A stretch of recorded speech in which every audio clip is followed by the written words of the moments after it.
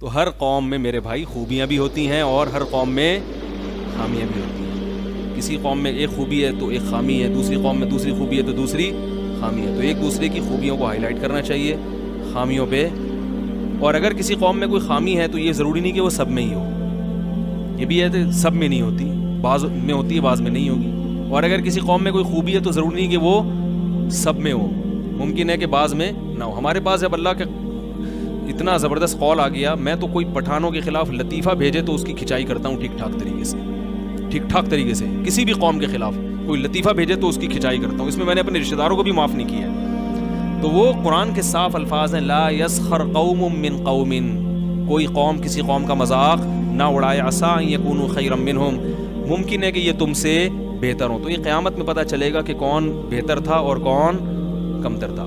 بات سے بات نکلی کہ ہندو کا میرے پاس ایک میسج آیا کہ میں مسلمان ہونا چاہتا ہوں, مگر مجھے پتہ چلا ہے کہ جیسے ہندوؤں میں ذات پات کا فرق ہے, اسلام میں بھی ایسا فرق بولو بھائی ہے.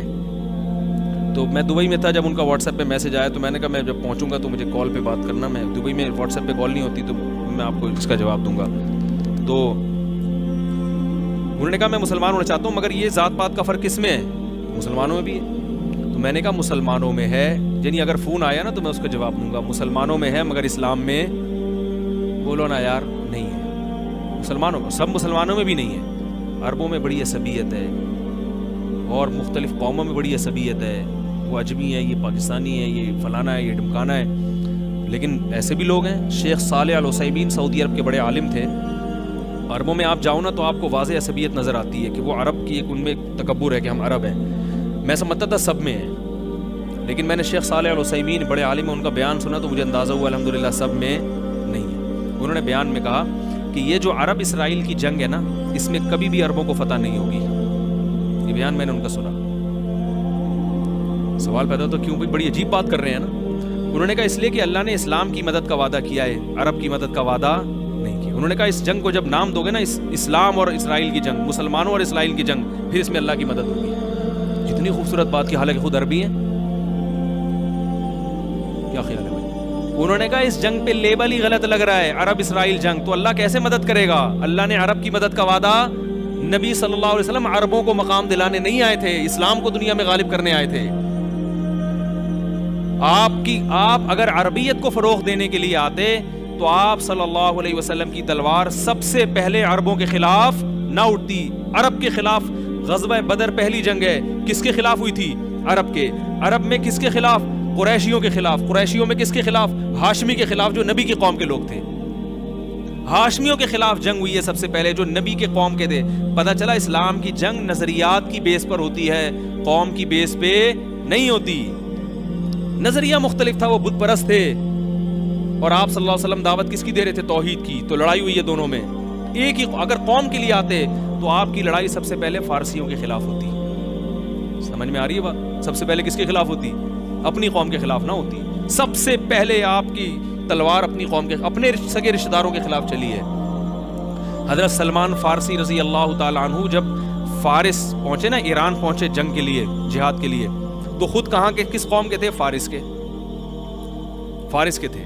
جنگ کی قیادت کر رہے تھے عربوں کی. کس کی قیادت کر رہے تھے؟ عربوں کی. پیچھے سارے صحابہ عرب, قریشی, ہاشمی. تو حضرت سلمان فارسی کمانڈر تھے. تو تابعین, تبع تابعین جو عرب تھے, انہوں نے کہا آپ سے کمانڈر سے اجازت مانگی کہ آپ ہمیں اجازت دیں ہم حملہ کریں. اور فرمایا نہ, نبی نے ہمیں حکم دیا پہلے 3 دن کیا دو؟ دعوت دو. جنگ میں جلدی مت کرو, 3 دن دعوت دو. تو دعوت دینے کا انداز کیا تھا؟ فارس کے پاس گئے, اپنی قوم کے لوگ, کہنے لگے یا اہل فارس انا رجل منکم ترون العرب یطیعوننی.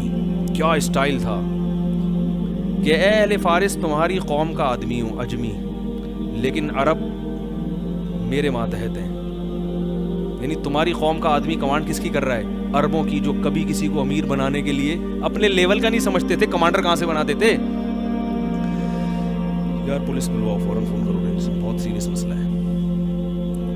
ارے عرب میں تو یہ بدبو تھی کہ ہمارے جیسا, اجمی کا مطلب گونگے, صحیح نا, جانوروں کو اجمی کہا جاتا ہے اس زمانے میں. اجما کا لفظ جو ہے نا جانور کے لیے استعمال ہوتا ہے, تو ہمیں بھی کیا کہتے تھے؟ جانور, اجمی, بولنا ہی نہیں آتا. فساد تو ہم میں, بہت گھٹیا سمجھتے تھے.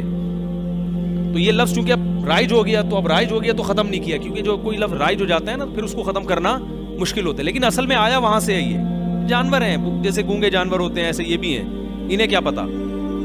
تو سلمان فارسی کیا کہہ رہے ہیں اسلام کو حق ثابت کرنے کے لیے کہ ہماری لڑائی قوم کی بنیاد پہ نہیں ہے. کہیں یہ نہ سمجھا عرب کو اجمیوں پر حکومت کا شوق ہو گیا ہے, اگر ہوتا تو میں جنگ کا کمانڈر نہ ہوتا.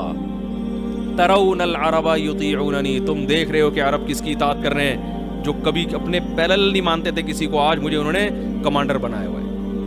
مجھے اور صحابہ بہت ساری جگہوں پہ حضرت سلمان فارسی کو مسجد اپنے نماز میں امام بنایا کرتے تھے کہ آپ صحابی رسول ہیں, آپ صاحب علم ہیں, آپ امامت کریں گے. تو اس سے کیا پتہ چلتا ہے کہ یہ عصبیت اسلام میں نہیں ہے, مسلمانوں میں آ گئی عصبیت, عربی اجمی کا اور یہ فلانا ڈمکانا, اور وہ بہت. اور یہی وجہ ہے کہ عرب اسرائیل کی جنگ میں اللہ کی طرف سے مدد نہیں آ رہی, کیونکہ اللہ نے کب کہا ہے کہ میں عرب کی مدد کروں گا. اللہ نے کہا اسلام کا لیبل لگاؤ گے تو کیا ہوگا, مسلمانوں کی اور یہودیوں کی جنگ ہے, پھر دیکھو اللہ مدد کرے گا, کیوں نہیں کرے گا انشاءاللہ. اللہ نے تو یہودیوں کے مقدر میں ذلت لکھی ہوئی ہے, ٹھیک ہے نا, لیکن اللہ قوم کی مدد کرے گا تو لوگ کہیں گے دیکھو, عرب کہیں گے دیکھو اللہ ہمارے ساتھ ہے. اللہ آپ کے ساتھ نہیں ہے, اللہ اسلام کے ساتھ ہے, ٹھیک ہے نا. نبی صلی اللہ علیہ وسلم نے اسلام کی دعوت کو دنیا میں عام کیا ہے.